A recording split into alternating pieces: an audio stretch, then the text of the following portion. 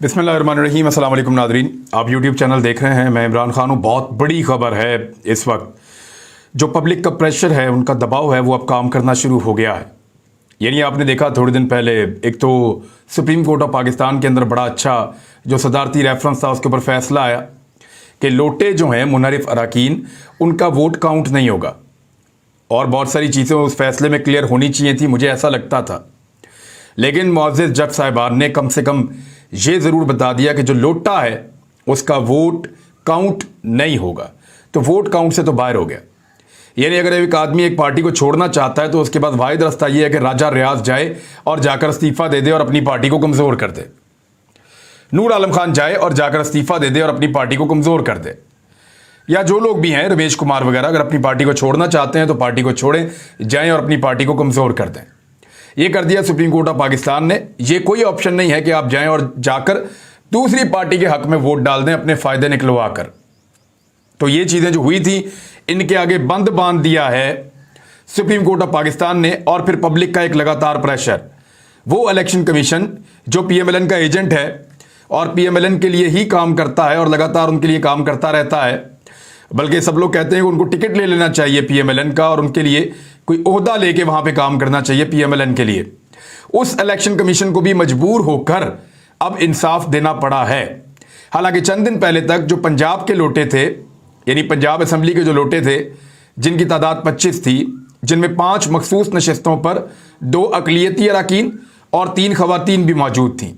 ये जो पंजाब असम्बली के लोटे थे, इनके हवाले से इलेक्शन कमीशन ऑफ पाकिस्तान को फैसला नहीं कर रहा था। हालात बड़े अजीब थे, फैसला हो नहीं रहा था। PTI रोला डाल रही थी और एक फैसला महफूज किया गया।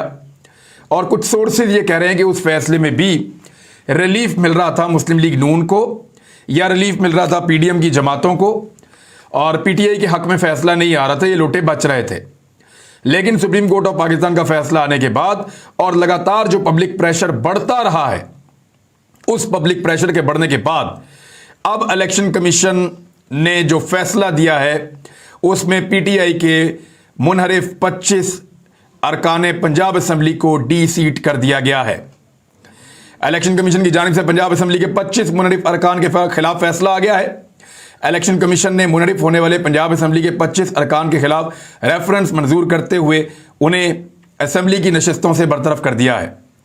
ये 3 रुकनी बेंच ने मुतफ़िका फैसला सुनाया है और इसके बाद चौधरी परवेज़ इलाही साहब की तरफ से जो है वो भेजे गए रेफरेंस पर फैसला सुनाया गया है। PTI के मुनहरिफ अरकान असम्बली ने वज़ीर आला पंजाब के इंतखाब में हमजा शहबाज को वोट दिया था, जिस पर तहरीक इंसाफ ने अपने अरकान के खिलाफ रेफरेंस स्पीकर पंजाब असम्बली के पास जमा करवाया था। ये रेफरेंस आर्टिकल 63 के तहत जमा करवाया गया था। अब इस वक्त जब मैं आपसे बात कर रहा हूँ, अभी भी लोड शेडिंग है। काफ़ी देर इंतजार करते रहे कि अभी लाइट आती है तो हम कोई AC ऑन करते हैं, लेकिन गर्मी बहुत ज़्यादा है, लोड शेडिंग है। हल्की सी लाइट आई 2 मिनट के लिए और फिर चली गई। तो मजबूरी है कि पंखा हम चलाएंगे तो इसमें माइक में आवाज़ बहुत ज़्यादा आएगी और जो AC है वो UPS के ऊपर चलता नहीं है। तो ये तो इस हुकूमत की कारकर्दगी है, जो हालत इन्होंने कर दी है कि आपको टाइम नहीं मिलता। इवन लोग कपड़े इस्त्री नहीं कर पा रहे और अपना काम नहीं कर पा रहे। बिजली आती है और फ़ौरन चली जाती है। तो ये लोड शेडिंग जो है वो सिस्टमेटिक तरह की नहीं है कि 1 घंटा गई 1 घंटा आ गई। ये 2 मिनट आती है फिर चली जाती है। तो बहुत बुरी सूरत हाल पैदा कर दी है मौजूदा इंपोर्टेड हुकूमत ने। अब पंजाब की जो हुकूमत है उसकी तो तबाही हो गई। हमजा शहबाज तो हो गए फारिग। एतजाज़ अहसन ने पहले भी कहा था लेकिन बच नहीं पाए। अब इस वक्त जुमे का दिन है और PMLN के सारे दोस्तों को जुमा मुबारक, क्योंकि जुमा उनके लिए बहुत मुबारक साबित हुआ है। हमेशा उनको इंसाफ मिलता है जुमे के दिन, तो इंसाफ मिला है। और इसमें 25 लोटे जो हैं वो फारिग हो गए हैं। और इसमें जहांगीर तरीन ग्रुप के जो हैं वो 13 लोग थे, अलीम खान ग्रुप के जो हैं 5 लोग थे और 3 थे कोई और उसके अलावा कुछ 4 लोगों ने जो है वो बराह रास्त रब्ता किया हुआ था, PMLN के साथ बराह रास्त डील की हुई थी और टिकट विकेट उन्होंने मांगा हुआ था। तो इस तरीके से उन्होंने ये किया था। नंबर गेम बड़ी दिलचस्प हो गई है। पाकिस्तान तहरीक इंसाफ को 3 ख़वातीन और 2 अक़लियतों की नशस्तों के ऊपर दोबारा मौका मिलेगा। यानी 5 बंदे उनके वापस आ जाएंगे, 20 बाहर हो जाएंगे। तो इस तरह तहरीक इंसाफ के 163 लोग बच जाएंगे 20 निकालने के बाद। काफली के 10 मिलाएंगे तो 173 हो जाएंगे। जो डिप्टी स्पीकर है उसने क्योंकि वोट नहीं डाला था, मजारी ने, वो बाहर हो जाएगा तो 172 बच गए पाकिस्तान तहरीक इंसाफ के पास। पीएमएलएन के पास कितने बचे? उनके पास 177 लोग थे।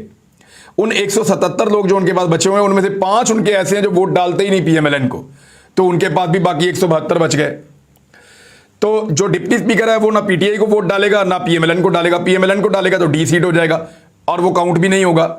लिहाजा पीएमएलएन 172 से आगे नहीं जा सकेगी जब तक कि उनके जो अपने मुनरिफ अराकीन हैं वो उनके पास उनको वोट डालने के लिए ना आए। वो 5 लोग हैं, आने वाले वक्त में ज्यादा भी हो सकते हैं क्योंकि पीएमएलएन की मकबूलियत नीचे की तरफ जा रही है। सिर्फ एक वोट फैसला कुन है और वो वोट है किसका? चौधरी निसार अली खान का। आजाद उम्मीदवार वैसे यहां पे 4 मौजूद हैं, एक राह हक पार्टी का भी है। अगर परवेज इलाही उनमें से 2-3 लोगों को तोड़ दें तो हालात बिल्कुल मुख्तलिफ हो जाएंगे। पहले वो इसलिए नहीं टूट रहे थे कि क्योंकि उनको पता चल रहा था कि मुनरिफ अराकीन उधर वोट डाल रहे हैं, हम टूट भी जाएं या हम इमरान खान की पार्टी के साथ या परवेज इलाही के साथ खड़े भी हो जाएं, इसके बावजूद सवाल ही पैदा नहीं होता कि हम इलेक्शन जीत पाए, इसलिए वो उधर चले गए थे।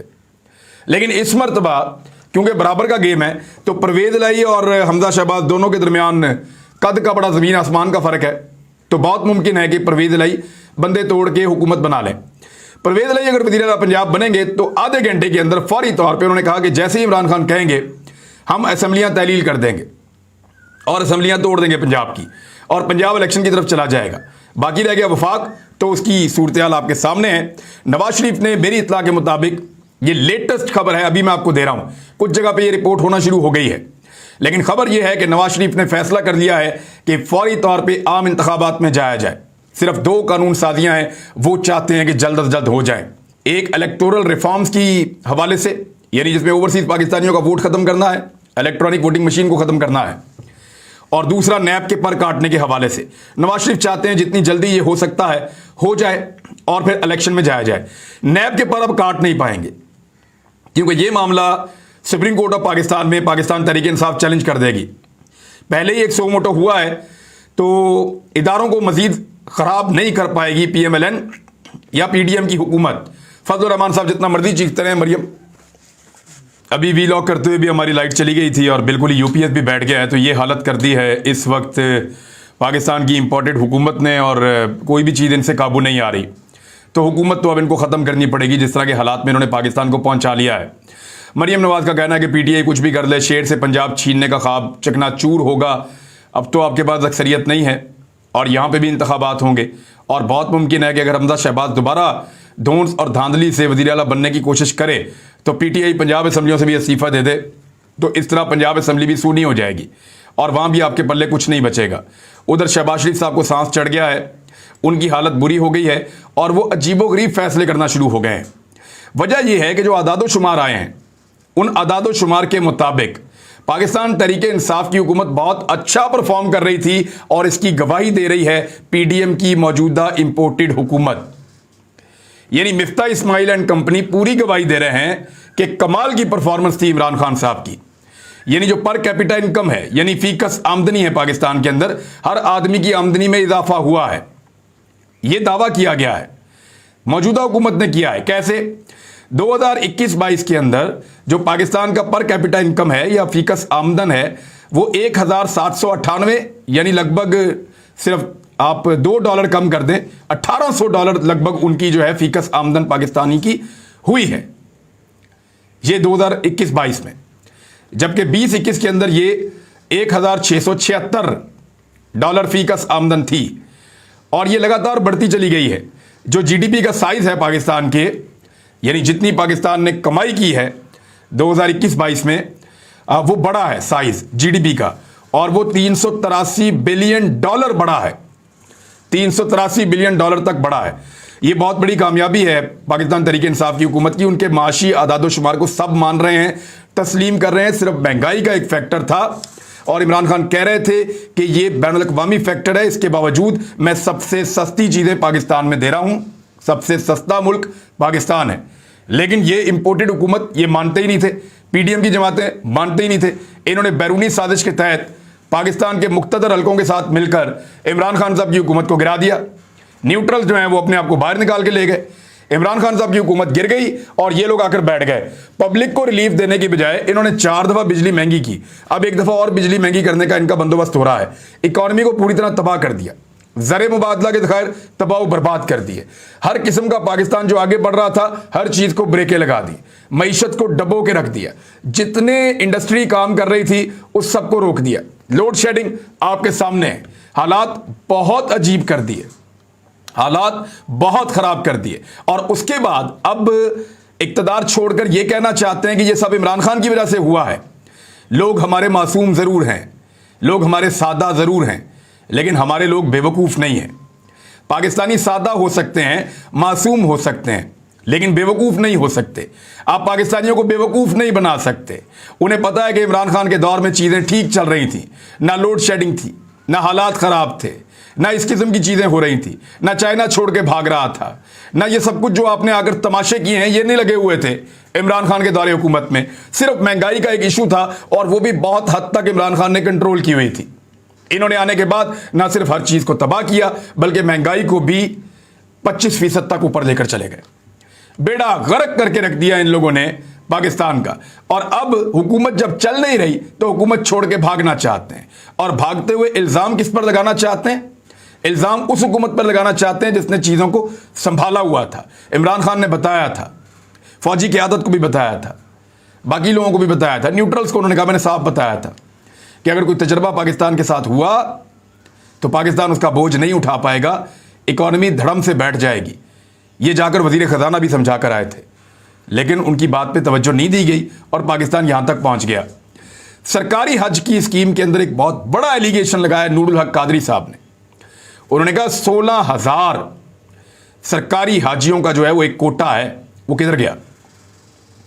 अगर आप फी हज के ऊपर 2 और 3 लाख से आप सरफ दें तो ये कितना पैसा बनता है? अरबों रुपया। तो उन्होंने कहा इतनी बड़ी नकब लगाई है। और वो हज जो इमरान खान के दौर में जब 4 लाख 4.5 लाख में होता था तो फजलुर रहमान कहते थे यहूदियों का एजेंट है, मुसलमानों से हज छीन लिया। आज फजलुर रहमान का मिनिस्टर उसको 9.5 लाख पे ले गया है। तो फजलुर रहमान का मिनिस्टर किनका एजेंट है और वो मुसलमानों से हज क्यों छीन रहा है? इसका जवाब फजलुर रहमान को देना चाहिए। भारत कल की उनकी तकरीर मैंने सुनी है, वो इमरान खान साहब के ऊपर इस किस्म के एलिगेशन लगा रहे हैं कि मजहब कार्ड को इस्तेमाल करके जान लेना चाहते हैं, ऐसा लगता है। फजलुर रहमान की तकरीर कल एक हेट स्पीच के तौर पे सुनी गई। फजलुर रहमान की तकरीर के ऊपर बहुत ज़्यादा शोर मचा। पाकिस्तान के इदारे, पाकिस्तान के आर्मी चीफ, पाकिस्तान के DGISI और पाकिस्तान की मुअज़्ज़िज़ अदलिया को नोटिस लेना चाहिए कि फजलुर रहमान साहब ने कल अपने जलसे में अपने लोगों के ज़रिए से और ख़ुद भी ना सिर्फ तौहीन मज़हब के भोंडे इल्ज़ामात लगाए, बल्कि हेट स्पीच की जो नेशनल एक्शन प्लान की खिलाफ वर्जी है, और उनके लोगों ने सिटिंग जजेस को धमकियां लगाई और उनको इबरत का निशान बनाने टाइप की चीज़ें जो है वो बोलते रहे वहाँ पे। ये फजलुर रहमान साहब की पार्टी करती रही है। तो अदलिया के ऊपर हमला किया और बाद में PMLN का मीडिया सेल और मरियम नवाज और सब लोग वो इसको अप्रिशिएट करते रहे, उनके अपने लोग। तो ये किया है फजलुर रहमान ने। बहरहाल इसके ऊपर आर्मी चीफ को और बाकी सब लोगों को नोटिस ज़रूर लेना चाहिए कि पाकिस्तान को बनाना क्या चाहते हैं और पहुंचाना कहां चाहते हैं।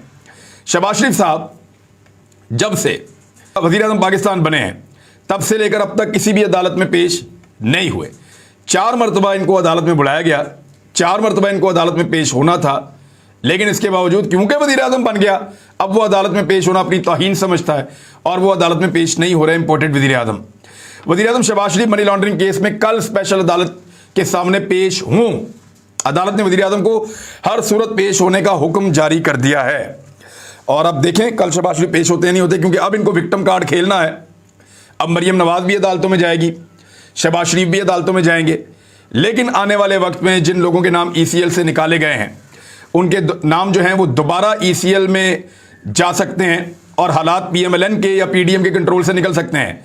एक एयरवे पे खबर छपी है और ये PTI के ज़राए से छपी है, और उन्होंने बताया कि कुछ मरियम नवाज और शहबाज शरीफ साहब के दरमियान बड़ा सख्त मुकालमा हुआ है। भतीजी ने चचा से सवाल पूछा, आप तो केस ख़त्म करवाने आए थे, करवा लिए, अब तो अदालत ने तबादलों और केस रिकॉर्ड को सील कर दिया है और हमारा बयानिया भी ख़त्म हो गया है, ऊपर से गद्दारी का दाग भी लग गया है, तो अब तो उस काबिल भी नहीं रहे जिस तरह के पहले थे। तो शहबाज शरीफ साहब भी हाथ मल रहे हैं, नवाज शरीफ साहब भी हाथ मल रहे हैं, और डैमेज कंट्रोल के लिए उनके पास एक ही रास्ता है कि फौरी तौर पे इलेक्शन में जाएं।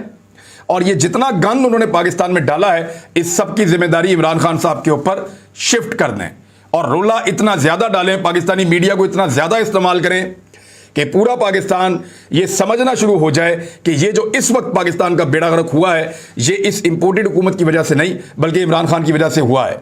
ये है इनका अगला बयानिया। लेकिन ये तो मुल्क को ठीक करने आए थे, तो ये दुम दबाकर कहां भाग रहे हैं? ऊपर से जश्न मनाने की बात कर रहे हैं कि 10 दिन जश्न मनाएंगे। एटमी धमाकों को 24 साल हो गए, 25वें साल में तो चलो समझ आती है कि 25 साल हो गए एटमी धमाकों को, आप जश्न मना लें। और आपको जश्न मना लेना चाहिए 25 साल होने पे, आप उसकी डायमंड जुबली टाइप आप कर सकते हैं। लेकिन 24 साल के ऊपर ही जश्न, वो भी 10 रोज़ा जश्न, और पाकिस्तान में खाने के लिए आटा नहीं है, कपड़े आपके बिक नहीं रहे, स्विमिंग पूल आप बना रहे हैं, और ऐसी सूरत हाल के अंदर आप करना चाह रहे हैं पाकिस्तान में जश्न, 10 दिन का जश्न। किस चीज़ का जश्न? एटमी धमाके करने। इतना जश्न तो पाकिस्तान ने जब एटमी धमाके किए थे उस वक्त नहीं मनाया था। अल्हम्दुलिल्लाह हमारे पास ये हथियार है। लेकिन जहां आपने पाकिस्तान को पहुंचा दिया है, जिस गिरावट का शिकार कर दिया है, ये हथियार क्या आप महफूज रख सकते हैं इतनी बड़ी इकोनॉमी के साथ? दुनिया के आपको तस्लीम करेगी? आप बैंकरप्सी के दरवाजे पे पहुंच गए हैं बदकिस्मती से। तो ये जश्न मनाने का वक्त नहीं है, ये सोग मनाने का वक्त है, जहां पे आपने इस मुल्क को पहुंचा दिया है। और वैसे भी वो जश्न इसलिए मना रहे हैं कि 25 साल तकरीबात उनको लगता है कि उनके दौरे हुकूमत में नहीं आएगी। अब तक के लिए इतने, अपना ख्याल रखिएगा, अपने इस चैनल का भी। अल्लाह हाफिज़।